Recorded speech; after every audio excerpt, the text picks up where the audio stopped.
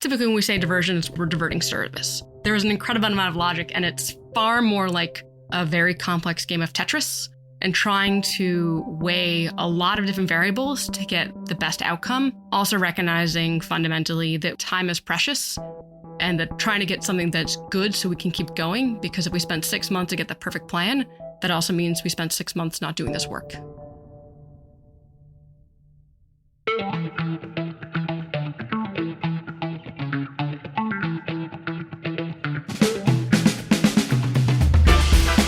Welcome to another episode of Spilling the Tea, the podcast that takes you behind the scenes of the MBTA. I'm your host, Andrew Cassidy of the MBTA's Customer and Employee Experience Department, and I'm excited to welcome Kat Benesh, the MBTA's Chief of Operations Planning, Scheduling, and Strategy. In this episode, we step into the world of diversion planning, a crucial aspect of maintaining and enhancing our transit services. We'll discuss the intricate processes of diversion planning, including coordination with municipalities and the meticulous scheduling of shuttle and alternative services. Join us as we explore the strategic efforts that keep the MBTA moving forward, even when the tracks take a temporary detour. Please join me in welcoming Chief of Operations Planning, Scheduling, and Strategy, Kat Benesh, to Spilling the Tea. Thank you so much for joining us today. My pleasure. Now, to start, can you tell me a little bit about your role at the MBTA? What exactly does the Chief of Operations Planning, Scheduling, and Strategy do? Great question. First of all, really excited to be here and talk about the T. So I've been the T for about 6.5 years, 5 years in this role, and the Chief of Operations Planning, Scheduling, Strategy, which I know is a mouthful. Basically, I like to think of it doing a lot of midterm strategy, really focusing on operations. Jokingly say the department OPSS, which I oversee, which is about 70 people, is the decoder ring between operations and our administrative teams, and really focusing on the 6-month to 3-year timeframe of how do we improve and provide safe, reliable, and excellent service. That really oversees 4 key functions in the team. The first one is service planning and scheduling, which for folks who know transit is really like your bread and butter. It's a transit function. It's basically saying, hey, with the resources we have and the current conditions, whether they're on the roads or the tracks, what level of service, how frequently can the buses come, where do the buses go, how frequently do the trains go, what time do the trains go, and sort of those functions all the way down to all 4 rail lines and the buses. That's service planning and scheduling. The other chief function is really more of our strategy work around bus, which is bus transformation, so bus network redesign and transit priority, and really trying to advance and transform our bus network to what it really needs to be and what we want it to be. I can also talk about that for hours. The third group is one that probably a lot of folks don't know about. It's very internally focused, and it's all about operations analytics and lean strategy and performance improvement and process improvement. And it's really about embedding with our rail operations and bus operations and control center leadership and helping giving them the data and the metrics and the tools they need to help provide service better every single day. And then the fourth team, which is why we're here today, is our contracted bus alternative service planning team, which is essentially every time we need to shut down the rail service or commuter rail service, how do we get passengers from point A to B? And how do we make sure that there are buses available for them if that's what we need to do? That in a nutshell is operations planning, scheduling, and strategy. That is quite the nutshell. That is a very expansive role and responsibility with all those teams. As you mentioned, the reason that I really wanted to have you on the program today is to talk about diversions. We have plenty that have been happening already throughout 2024, and some of our listeners have already been reaching out, kind of looking for a little bit more insight into what diversions are. And speaking from the social space, I see the questions come in on a minute-by-minute basis for all the questions that they have. So for their benefit and for my benefit, could you please give us an overview of first what a diversion is and why they're essential for a transit system? I think how we've been using them has really changed over the years too, and folks will probably see an ebb and flow to that. So a diversion, simply put, and I'm going to focus on rapid transits. We work on the commuter rail side time, but I think really focusing on rapid transit. A diversion is basically any time we are asking you, the passenger, to take a detour. And essentially, if you can see all the detour signs on a road, you have to go this way. You can't take your usual route. And that basically means that we're not running typically rail service between a point A to a point B. So for example, just this February, we were running a diversion between Alewife to Harvard, which means we had no rail service between those 2 red line stations, and instead offered a shuttle bus between those stations and offered essentially other alternatives as well. So that's typically when we say diversion, we're diverting service. It comes in a lot of different flavors, though. And I realize when I do a lot of public meetings, the questions I often get is, well, what is a surge? How does a surge compare to a weekend? What is early access? And again, to get your question, why you're doing all this. And those are actually really related questions. So let me start with the definitions. So a surge, which I think is very much an MBTA term, and it's something I think we actually do need a better job to explain to folks, like what is that? A surge is basically any time we're shutting down the rail service during a weekday. I think the technical definition is like when it's a weekday plus a weekend from a purely taxonomy standpoint, but that's not really relevant here. But we think of that, and the reason we define it differently is because so much of our ridership is on the weekday, and that really requires a level of response that's different than, say, the weekend. So there's a surge, which means we're shutting down on a weekday. That's what we're doing right now on the Green Line. We've shut down parts of the B line, all of the C line, parts of the D line, up into Copley for about 2 weeks. Weekend, I think, is very self-explanatory. We're doing the same thing, but on the weekend, we have less ridership, so it's usually not as disruptive to our customers, but we recognize it can be still quite disruptive as many people rely on transit on the weekend or choose to take it. And then finally, early access. And early access basically means typically that we are stopping rail service at 9 p.m. to the end of service, which is about 1, 2 in the morning. Sometimes that means we'll start a little earlier, like 8 p.m., and the reason we do all this work is essentially to enable track access. We need to get out onto the tracks to work on the tracks, fix, maintain, repair, sometimes do sort of smaller projects and sometimes do sort of full-on, full-depth replacement of that track. And there's some things where you can imagine sort of like you're doing a home project, right? You're working in your kitchen, you're replacing, let's say, a cabinet. Currently working on my kitchen, so this is very top of mind, right? There's work you can kind of go in and do like 5 minutes now, 5 minutes later, and it doesn't really matter. That's when we'll do work on the overnight. It doesn't even impact service or early access where there's some impact because we want as much time as possible to work on the system. But there's work that you can do, you can imagine, where you actually have to take all the sort of the cabinet doors off. You have to take all the shelves out. You have to take all the stuff you have in the kitchens out, and you can't just put it back right away. And there's work that we do where actually once we're in there, we actually need multiple days in a row in order to be as effective as possible, because it could be on any given overnight between service stopping around 1, 2 in the morning and restarting at 5 in the morning. If you're taking it apart and putting it back every single night, the amount of time you have to actually work is very constrained, and you're actually not very nearly efficient as if you only take it apart once, work for 4 days, and then put it back together. You can spend most of your time actually doing the project you want to get done. And so when we think about, okay, we have this scope of work we want to do. We want to go replace floating slab. Folks who live on the Red Line know that very well. Or go work on the speed restrictions in Ashmont. Anything that really typically touches the track, it's better both for the taxpayer and the rider that we actually get out there and do it all at once, because it means we're out there for 2 weeks rather than doing weekend after weekend after weekend after weekend for years. That's sort of a lot there, but essentially when you think about why we do it and essentially also what we're doing and how those two match together. And it even reminds me a little bit of just general overnight work where, at the end of service for the smaller projects that we get done, maybe painting a single cabinet door. Yes. I'll stick with your analogy. But, the reality is that we're closed for such a short period of time. And a lot of the time that we're dealing with things, it is that getting equipment into place and taking it off and getting everything ready before the start of service. So you really do have such a small window, and there's a lot more efficiency with those surge diversions, or sometimes I think I've seen them as full access diversions, where you really can just kind of own that space and really get things done in an efficient manner. Yeah, I think that's spot on. I think one thing we're also, and our head of capital engineering, Sam Zhao, I think has been a big proponent of this, as well as the GM and our COO, is a lot of other transit agencies do what's called single tracking. And the idea that you keep service running on one side, allowing you to work on the other side. I think WMATA does this very well. New York does this very well. But then we get into considerations of infrastructure and that it's not necessarily an easy thing for the T to do for a number of physical limitations, but trying to figure out where and when we can do that so we limit these disruptions going forward. That makes sense. And that's partially due to our being one of the oldest transit systems in the country, where we unfortunately didn't build dual tracks on every single spot back in the late 1800s. But crossovers where you can turn around trains every 10 feet. Yeah, that would have been nice. Yep. When we get the time machine, Andrew. That's it. So we've established the different types of diversions that we have.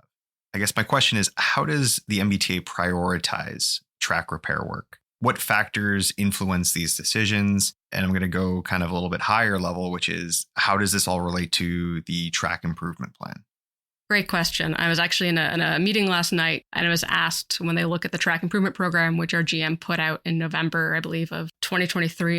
This looks like you guys just threw a bunch of things against a dartboard. Like, please tell me there was logic. It's like, yes, there's an incredible amount of logic, and it's far more like a very complex game of Tetris and trying to weigh a lot of different variables to get the best outcome. Also recognizing fundamentally that time is precious and that trying to get something that's good so we can keep going, because if we spent 6 months to get the perfect plan, that also means we spent 6 months not doing this work. And so particularly what went into the track improvement program, which is the plan that we're currently working to execute right now on, are about, I think we really officially started in November. We're about 4 months in. A couple of key factors. I think first and foremost is the track condition and understanding. We being the collective agency, built an entire database to understand what is the condition of our track, how long has it been in this condition, and first and foremost, we say our system is safe. The reason, if we think there's any defects with the track, that's why we put on the speed restriction. And the speed restriction means that we go slower over those tracks. And we're going over at a slow speed, which is a safe speed. So the tracks are safe, but by working and removing the speed restriction, we're able to go faster over the tracks and thus obviously provide customers a faster and more reliable experience. But all the track defects are not all the same. And I'm getting well over my skis here, but essentially there was a process to figure out which are the defects most important to resolve first. That was sort of the first order. The second is recognizing somewhat orthogonal but related is different speed restrictions have different impacts on customers. So there's some speed restrictions on the green line that were high priorities to fix. But once we remove them, there actually isn't really an impact on the customer, right? You're still going to be operating either maybe the speed restriction puts the train at 6 miles per hour. Once we remove the speed restriction, you can now operate at 10 miles per hour. To a customer in the downtown core, that difference is going to be imperceptible, though it's really important to us. So the second order for us was saying, hey, there's a whole bunch of speed restrictions that are important, but maybe moderate importance to get to when we think about the year. But when we remove them, rather than going 10 miles per hour on the red line, you can now go what's considered the line speed, or sort of your speed limit, which is 40 miles per hour. I experienced that exact one. Yeah. I was on the last day before the diversion went into place to fix it, and I felt it. And I went on it, I think maybe a week later, and night and day difference. It was like from 10 to 40 and you're going a long distance. So you do notice the time savings on something like that. Yeah. And I'd say, to that point, the Ashmont line, we look a lot at the baseline speed. So we look at historically what's the fastest we've ever gone. The red line right now between Ashmont and JFK, we've actually set a new baseline. At least in my time at the T, it's never been that fast, which is great for our customers. Excellent. And obviously our operators. So those are the two main foundational stones of figuring out what we need to do and when, but that gives you a general sense of priority. Then we have to layer on the facts that we have to go out and do this work. So things that go into, okay, do we have the ability to do this work in February versus November is essentially, do we have proper scopes? So before we're actually out there doing the work, there's a lot of work going on. We have our engineers, we have our contractors, we have leadership literally walking the tracks and inspecting, saying, okay, yes, this is the tie we need to replace. No, that doesn't need to replace. Hey, we also need to do X and Y, and make sure there's a really clear shared understanding of scope. Because when we're down there for 2 weeks, like say working the Green Line Tunnel, every minute is so important. So we want to make sure we have a really good plan going in on exactly what everyone is doing to make sure we actually get all that work done. So that requires a tremendous amount of work up front. And that's also why sometimes, like, it might seem sometimes we're bouncing around red line to orange line to blue line. And part of that is, well, from the prep work standpoint, we were ready to go with this piece, but not that piece till later. And then we also obviously have to procure the contracts, get contractors in, our Barlettas, our Middlesexes, our JF Whites, and making sure they also have the staff, resources, and materials to do these projects. So that was a key component too of when we do what projects. And then finally, also because we're in the Boston region and we impact hundreds of thousands of people, we have to think about when are commencements, right? We're working, I think, red line branches during May. We try to avoid the green line during May. September is very challenging because it's the start of school. We won't work on Boston Marathon Day. We won't work on St. Patrick's Day, just because those are major days when we think about people traveling. We had to overlay that as well. So all those four things together essentially led to the plan that is out there right now of like why we're doing this work at this time in this order, trying to fundamentally try to reduce that to like ensure the probability of success while also maximizing the results to our customers so they get the fastest trip possible as soon as possible. So I guess somewhat related, how does piggyback work relate into this? Obviously, the priority is to address whatever, issues have been identified as something that needs to be addressed. However, now you're going to be shutting down an area, and that does open up some opportunities for additional work that might not have the same need necessarily, but it actually has some sort of rider benefit. Can you speak to, I guess, how that process takes place when lighting is then improved at a station when even realistically the main reason was to address track or something like that? Yeah, no, happy to. And it's not my area of expertise, but I'll say sort of, again, seeing this from the alternative service side and planning side is what has been great about the track improvement program is because not only have we been able to communicate to our customers and our municipalities and our sister agencies, hey, this is our plan. It also means we're able to communicate internally to all the projects because, again, we're an agency of over 6,500 people, give or take, and no one person can know every single plan that's out there. And so by putting that out there and very clearly and sticking to this plan, it allows our capital teams to say, hey, you know what? Raise their hand. I've got an elevator project that I would love to go do at the same time we're doing X. Or to your point, the relighting. I don't know if folks have gone to Arlington. The stair treads at Arlington look phenomenal. And I highly recommend people who care about stair treads to go check them out because they look so good. And obviously station cleanup, we've gotten a lot of customer feedback that the lighting at Harvard looks amazing. And that's the piggybacking. And I think part of the reason we're able to do more of it and more effectively is because we've been able to communicate internally as well to our organization, to our frontline, to our engineers, to our designers that, hey, there's an opportunity coming up. That being said, though, track work will take precedent. Of course. And so if we can get it in there, phenomenal. If we can't, hey, we understand that, but we're trying to get as much done at the same time as possible, but also being very clear internally that our track work will take priority and making sure we get that done first because that's the reason for this and that's the reason for the disruption. All right. So I'm going through the process of diversions. So being that it is part of your title/department, I'd like to talk about the scheduling piece. So scheduling seems like a critical aspect for any diversion planning. How do you approach the scheduling of diversions? I know you touched on this a little bit already, but how do you approach that in a way that minimizes the impact on riders and what factors are involved? Whether they're competing projects, what have you. What about the hours and days? What can you say about the actual scheduling component and all of the decisions that come in to say, like, you know what, whatever it is, April 23rd through the 30th, we're doing this, or July 19th through whatever is, we're doing this. How does that process take place? Great question. And I think we are getting better and better at that. And I think one thing folks should be aware of is we actually just last September have set up a new team in the COO's office specifically to help manage the coordination between operations and capital, and whose sole job is, we call it to build the calendar, but it's much more complex and nuanced than that because it requires understanding the why we are doing projects. And so we can have those conversations of, you have both a project that wants to update our signals program going at the same time as, say, track inspection. Which projects takes priority that weekend? Because you can't do everything and constantly trying to fit things in. I would say, and I think I talked about before, the part that I'll say that's a little different is thinking about, we work very closely with our municipalities and we work very, very closely with our sister agencies, specifically MassDOT, as well as Massport, and ensuring that we've put out our plan, but there's still tons of other coordination that needs to happen. So, for example, working very closely with MassDOT to make sure we're thinking about Sumner Tunnel impacts and making sure they're aware of our track improvement program to make sure that there's so much work to be done out there. I know folks in the Boston area joke that we have fall, winter, spring, and construction season. And as a Somerville resident, I live that, but recognizing, trying to at least be very thoughtful about it. And then with municipalities, I feel like there's a 5K every single weekend and planning around that. Not necessarily planning around that, but again, I think fundamentally what I'm trying to say is there is a constant balance between, is there either another project, or whether it's our project or a MassDOT project or such a large event that it means that we have to change our plan and do it on a different date? Or, and I think where we are now with the plan being out there is being very conscious and open and collaborative with our partners saying what's currently slated to happen so that we can plan around it. So we still will do it, but we'll change our shuttle route to avoid essentially a large conference. Or we work a lot with BU.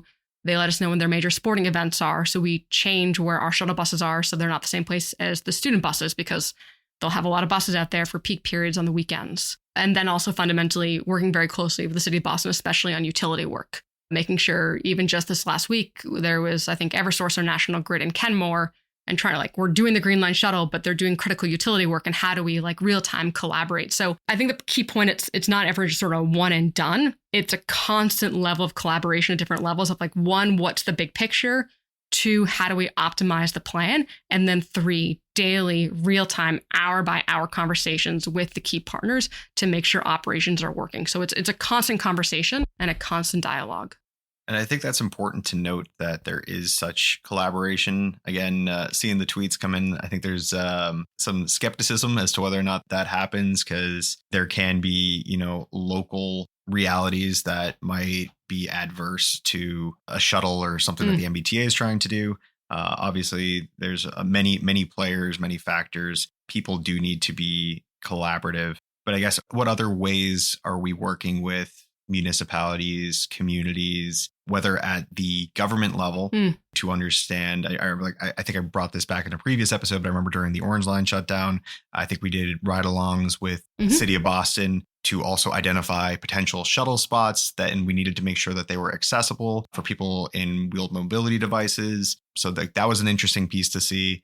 What sorts of other partnership exist with municipalities, and then even maybe with the communities themselves when you're hearing directly from our riders? Yeah. How long do you have, Andrew? And I mean, you live this just as much as I do, in some ways even more. So I'm sure I'm going to miss some things, but I'll speak to what I see. You're absolutely right. I mean, first and foremost, just the very tactical coordination with our cities. And I think we work most closely with Brookline and Boston and Cambridge right now, just based on where our diversions are. To give an example, just this Monday in the mid of the Green Line diversion, right, we had our vendors, our field staff down at Brookline Hills with the city of Brookline and I believe Brookline High School talking about how to work in that space, because last week was school vacation week. We didn't really have issues with pickup drop off. We do now, right? So actually getting out there with our constituents, with our major abutters and talking through, okay, how are we going to get our buses in? Because we have the D-line trains coming to Brookline Hills and can unload, and you can have as many people as sort of 4 buses worth coming off at once. How do we get everyone onto buses, but also make sure people are getting to and from high school? I believe it's a high school there. So that level of collaboration, but for really all of our diversions, we will go out there with our city partners and walk through those trouble spots.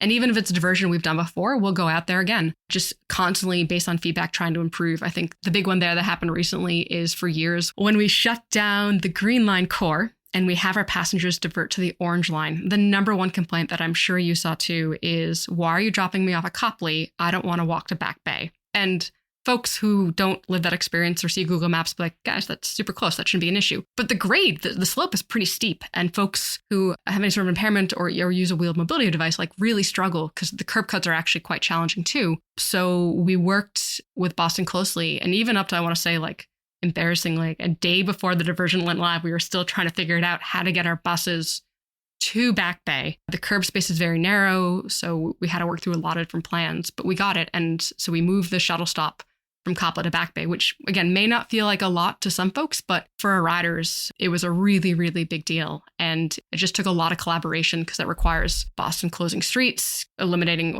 right turn lanes, getting police details out there, changing signals, putting up no parking signs. Again, a lot of things go into that. Folks often say, hey, why don't you just do a pop-up bus lane? It's we love those. I would love to have more pop-up bus lanes. We're trying to figure out how that is. But sometimes just changing the timing on a traffic signal can be just as positively impactful to our riders as a pop-up bus lane. It's great to hear. And it's not just that you're collaborating, but you're trying to continually innovate and improve on that rider experience, which I suppose also brings me to my next question, which I think you're starting to jump into, which is, what strategies are the MBTA using to minimize the disruption to riders during all of these diversions, and especially with so many slated for 2024? Shuttle and alternative service are vital during diversions, but how does the MBTA ensure that these services are efficient and adequately mitigate the impact to riders in an accessible way? Yeah. I mean, and that's the reason for being, right? That's why our team existing, and that's why we're growing our team currently from 2 to 9 people that focuses on this. And again, this is just one piece. I think first and foremost, and that's where we work really closely with obviously your team, Andrew, is communication, right? I think it's been really interesting just watching our customers. I think there's been an education there process. I think especially when we see our Green Line, Orange Line riders say maybe 2 years ago weren't as comfortable switching between the two. And I think now folks are very aware that those actually parallel quite closely and you can get back and forth between the two. And in case anyone asks, like, well, why don't you just shuttle the downtown? I promise you, putting you a shuttle downtown Boston is going to be way worse than getting on the orange line or the green line. We get that question a lot, and we hate shuttling downtown Boston because we just cannot provide a good experience. And so the first and foremost is, in many ways, we think of bus shuttles as the last resort. Our goal is try to do everything, rely on our existing system as much as possible. So we will push people to rapid transit, so the orange and the green. As we try to build capacity experience, we're trying to get a lot better about predicting capacity. And so right now, for folks realizing currently on the green line, only the E line is running through the core. We did a lot of analysis to understand. So typically in the green line core, you get a headway, or what we call time between trains, every 2 to 3 minutes. If we're just running the E line, we found that we were actually only able to do every 5 to 6 minutes, which was leading to situations where we actually had 40% less capacity. And we were able to model out and say, hey, we're going to expect some very serious crowding between these hours. And obviously AM peak and PM peak. And that led to working with Green Line Ops, essentially, that we're running during the peak of the peak. Green Line operations, the folks who run the trains, are actually sort of running 3 extra trains at the peak of the peak to help clear with that crowding. And so again, fundamentally what I'm saying here is one of the things we're getting better and better at is using alternative options, so rapid transit. We also work very closely with the commuter rail team. Can they make their trains longer so there's more capacity? Can they occasionally run additional trains? There's challenges with that, but we're trying to do that more. But then also understand, rather than just say, hey, go take this system instead, making sure there's actually room on those trains, room on those buses, so that you're not showing up to another system or something you're not familiar with and actually having a bad experience as well. And then also fundamentally, we spend a lot of time with the shuttles themselves. We know we're going to still run bus shuttles, making sure the routes are accessible and fast. And that's where we work very close with municipalities and doing the walkthroughs and drive-throughs. And I think we are getting more comfort with municipalities about actually setting up those like pop-up bus lanes, setting aside additional space for the stops so there's more queuing. And again, we actually spend a lot of time with signals and turning lanes. Just again, because we find that if you're ever on a shuttle and you see like one bus behind another bus behind another bus, what's probably really happened is the signal timing isn't working in our favor. And we get buses basically just stacking up one behind another because it takes longer for a coach bus or a low floor bus, like a transit bus, to get through an intersection. And so again, you wouldn't think it as people who run the shuttles, but we spend a lot of time talking about traffic signal timing. But then where we can, trying to do pop-up bus lanes. Bus lanes are great because it means you can go faster. But the real beauty of bus lanes is actually means they're more reliable since there's less variation from going from point A to point B. Makes a lot of sense. And it also makes sense, kind of similar to how, unfortunately, in 1897 or what have you, we didn't have the foresight to double track. The reality is a lot of our downtown core streets are original and were designed for, maybe 2-way traffic with horses. But for modern vehicles, unfortunately, especially with a bus, all those one-way streets makes it really difficult. So that does make a lot of sense as to why the core is a little unique in that regard. What we'd love to do too in conversations with cities is, and this is the beauty of overseeing both the alternative service team and the transit priority team and the bus network redesign team, is saying, okay, hey, is there something we can test out now that we're actually working with the municipalities to go build? And in some cases, I think we've seen that. So during the orange line shutdown, right, there's still some bus lanes out there that I think sort of allowed us to test pilot as part of the diversion that have gone on to also work for our bus riders. Because as much as we're trying to get a good experience on the roads for our rail riders, we got to make sure we also are trying to improve the experience for our bus riders too. Absolutely. I'm multimodal. So I take the bus, commuter rail, and rapid transit pretty much every week, if not every day. So it's good when all of them work well together. Right. No, I feel you for that one. Are there any other kind of interesting tests or things that have worked, or even things that maybe we learned where like, hey, maybe this is going to work out really well. And it's like, well, that was good in my head, but in application, it didn't really work out. Just out of curiosity, since you brought it up. Oh, that's a good question. I think we are still trying to better understand how to leverage our existing bus network for diversions.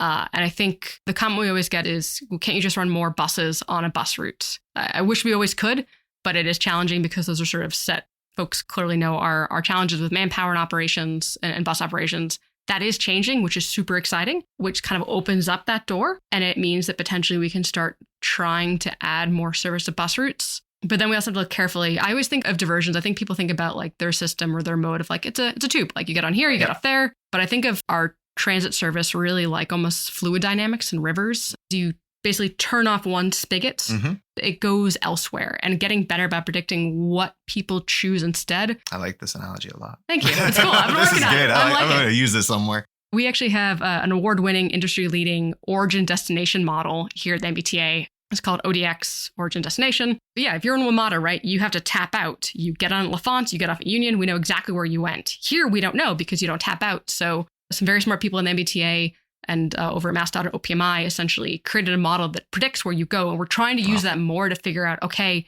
if we shut down the red line between Alewife and Harvard, what are you going to go do? And so we looked really closely at our bus routes during this last diversion. And not surprisingly, we saw a lot of ridership on the 77, which parallels the red line. So that makes lots of sense. People just picked it up. It was easy. It carried them where they needed to go. But we actually saw less ridership on the Route 1, which is surprising because that's always been our hypothesis that people would shift to the Route 1. So we need to dig a little more into that. But I think as we expand and get better, I'm hoping that as we get more bus operators and can start potentially beefing up bus service, or one of the advantages of bus network redesign, too, is that we'll have twice as many frequent routes that allow it, again, to be a really viable alternative to rapid transit during rail diversions, is we can better understand the decisions people are going to make so we can better serve them. And then the places that's like really, really out there that I'm really excited about, too, is how we think about active transportation. And one thing here at the T, we've recently hired someone to think about like the role of active, like bikes and pedestrians and how we like create that last mile, first mile access.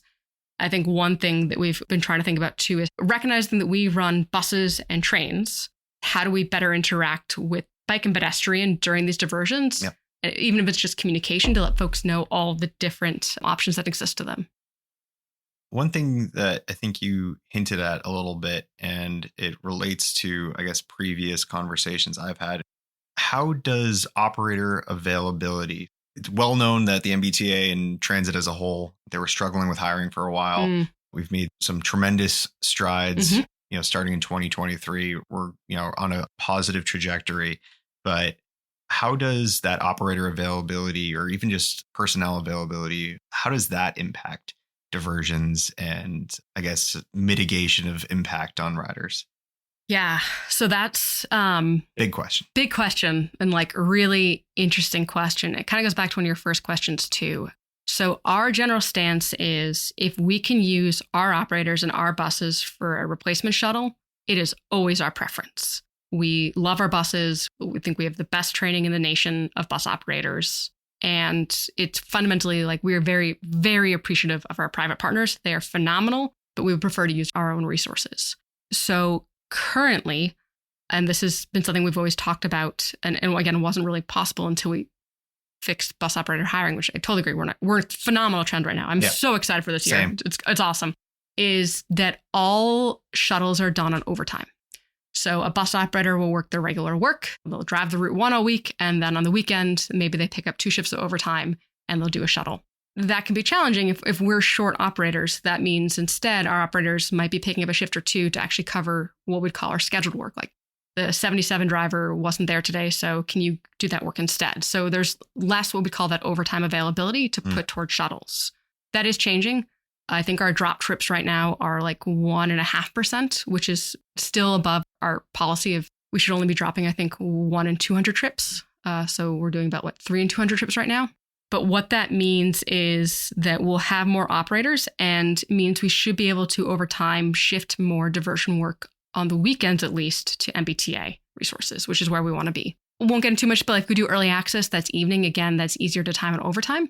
I think the 2 factors that we're trying to think through are, one, as long as we're doing those weekday surges, which again are really valuable for getting a lot of work done. And also, we didn't talk too much about it, but every time you set up or take out a diversion, you need a lot more resources, right? You need your power linemen, you need all your track crew, you need to basically set things up. They may not be the ones doing the work, but you need like a surge of resources at the beginning and the end. And one of the other advantages of those weekday surges is it's not as resource demanding on a large part of the organization, again, which allows us to do more work. But the challenge with the weekday surges is that we need our bus operators to go provide, like drive the Route 1, drive the 77, like drive the 230. which means they're not even available for overtime to do surges. So as long as we're doing weekday surges, we'll probably depend on our outside vendors. The one thing that folks may remember that's been talked about in the past is called flex force. And I think it's a broader conversation about MBTA hiring is, do we ever want to shift to a model where we actually have staff like fully dedicated to essentially doing the work related to capital, whether that's in our engineering maintenance department or whether that's our bus operators. But that's obviously tied up in much larger conversations about workforce management, being able to do level loaded planning, and thinking obviously the broader financial conversation of the MBTA. So we know that that could be kind of an impact for diversions, but what are some of the other challenges in the scheduling and implementing of diversions, and how do you address them? I know we've talked a whole bunch. So you're working with the city up until the last moment right before the thing goes live. You're working with operator shortage or availability.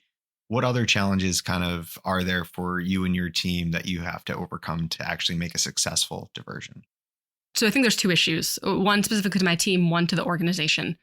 So the first one is fundamentally capacity. And I think the organization is doing a phenomenal job, but recognizing, let's say a decade ago, we were doing, oh gosh, don't quote me, but what, $700, $800 million worth of capital work a year. We're doing nearly or over $2 billion a year.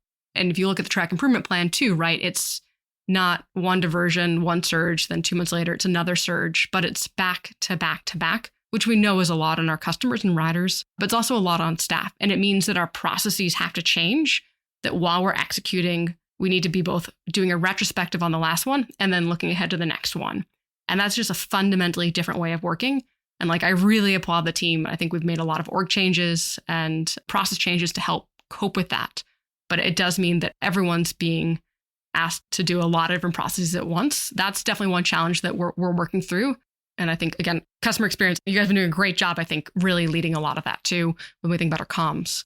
Internally, getting technical, I think one of the biggest challenges too, both in understanding, responding, and communicating is, I think historically, there's been a mindset that the diversion is from point A to point B, and there's no other impacts on the system. And that's just not the case. And getting better about communicating expectations and options to folks who are impacted downstream. So a great example is, again, that Alewife to Harvard surge. That means, though, we have to turn around trains at Harvard.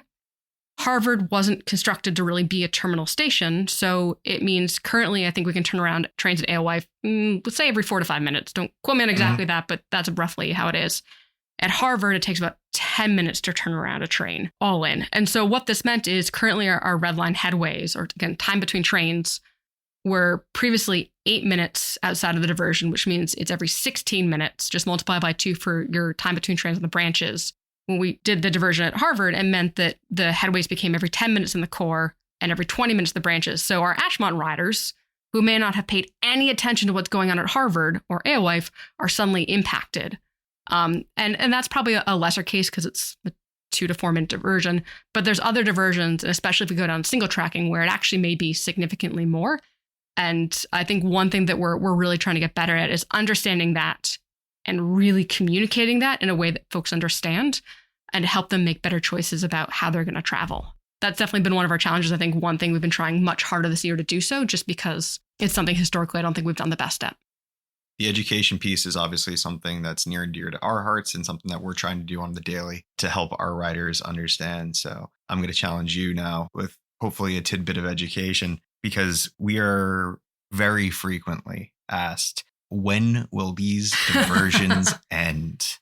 And can you answer that and help us, I suppose, understand the answer to when they will end and just understanding that process? It's a great question.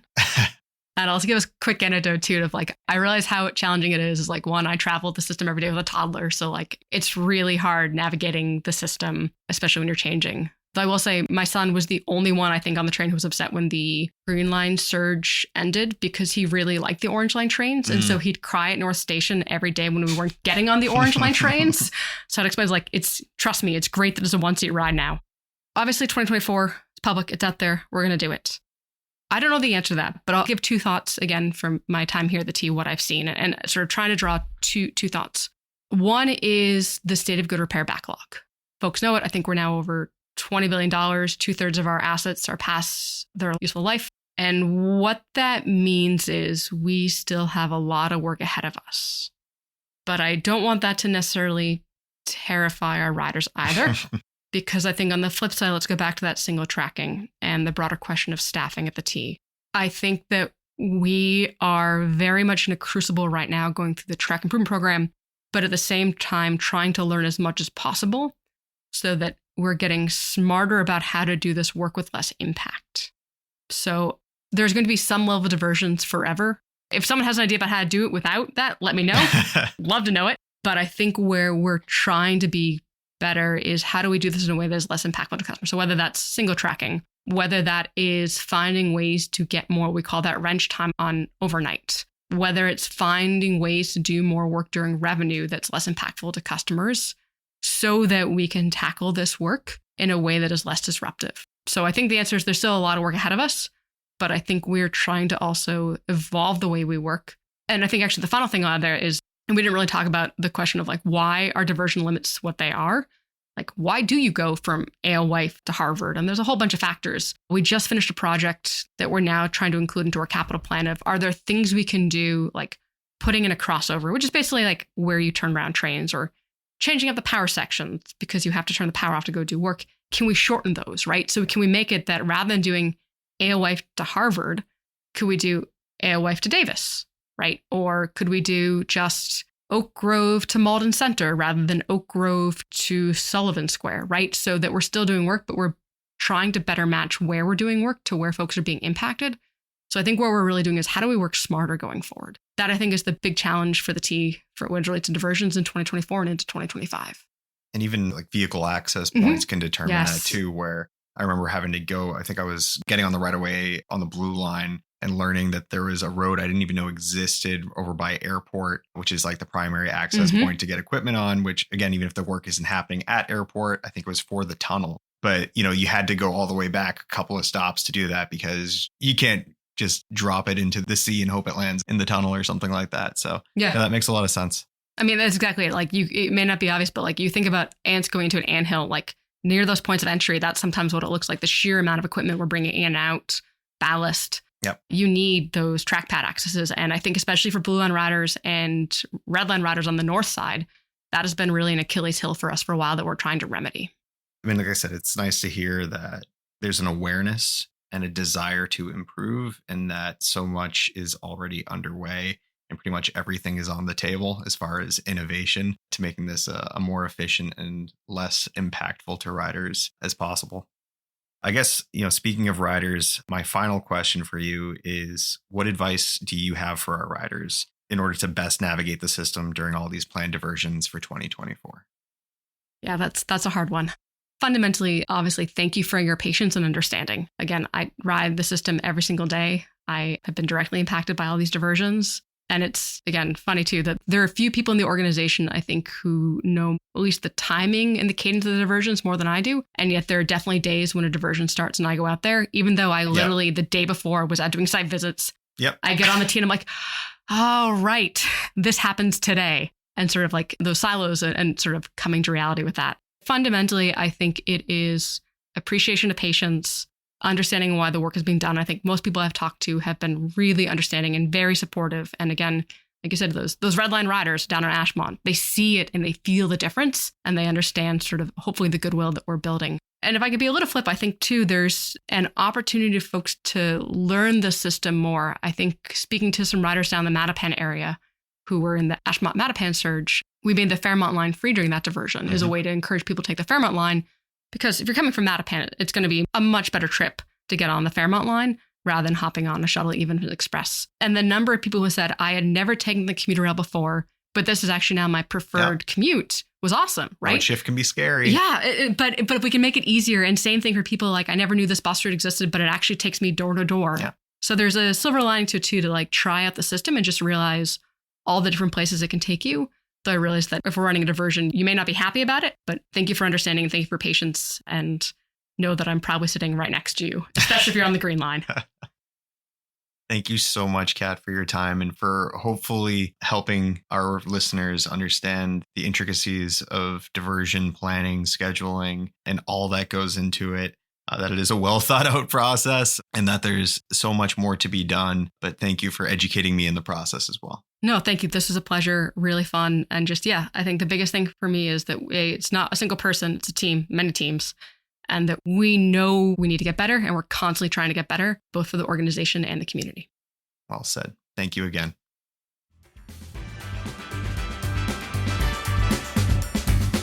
As we wrap up, I want to thank Kat for the valuable insights she shared today. It's clear that diversion planning is a cornerstone in maintaining and upgrading our transit system. Kat has given us a deeper understanding of the complexities and meticulous planning that go into ensuring minimal disruption while carrying out necessary work. From setting strategic diversion limits to collaborating with municipalities and scheduling alternative services, every step is integral to keeping the region moving smoothly.